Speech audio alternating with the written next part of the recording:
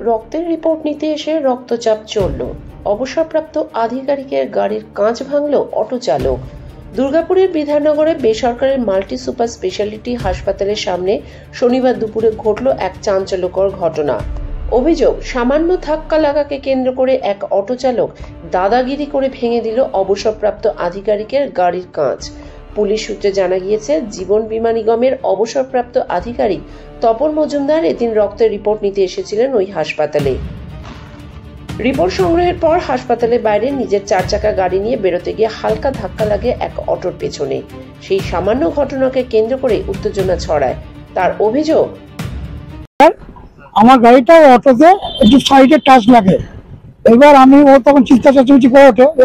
আমি তখন দাঁড়িয়ে যাই, দাঁড়িয়ে বলি ঠিক আছে আমি নামছি, তুমি আমার ভুলে গেছে, তুমি একটু দাঁড়াও।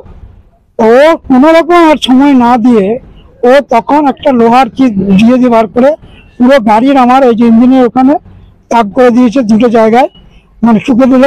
তারপরে সঙ্গে সঙ্গে পুরো কাঁচটাকে ভেঙে দিল।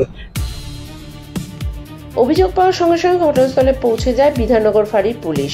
ইতিমধ্যে ওই অটো স্ট্যান্ডের সিসিটিভি ফুটেজ খতিয়ে দেখছে বিধাননগর ফাঁড়ির আধিকারিকরা। অভিযুক্ত অটো চালকের সন্ধানেও তল্লাশি শুরু হয়েছে। ওই অটো স্ট্যান্ডের এক অটো চালক বলেন,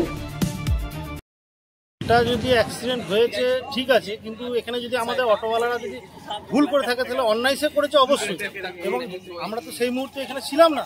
এখন খুঁজে দেখতে হবে, যদি কোথাও সন্ধান পাওয়া যায় অবশ্যই আমরা জানাবো। আমরা সবসময় সহযোগিতার জন্য রয়েছি। আমরা অটোওয়ালা হয়ে অটোওয়ালাকে কখনোই সাপোর্ট করবো না যদি অটোওয়ালার দোষ থাকে। সেখানে আমরা অবশ্যই সেখানে সাপোর্ট করবো পুলিশকে, যখন যদি সহযোগিতা করা যায় অবশ্যই সেখানে এগিয়ে যাবো। দুর্গাপুর থেকে সনাতন গড়াইয়ের রিপোর্ট, আমার কথা নিউজ।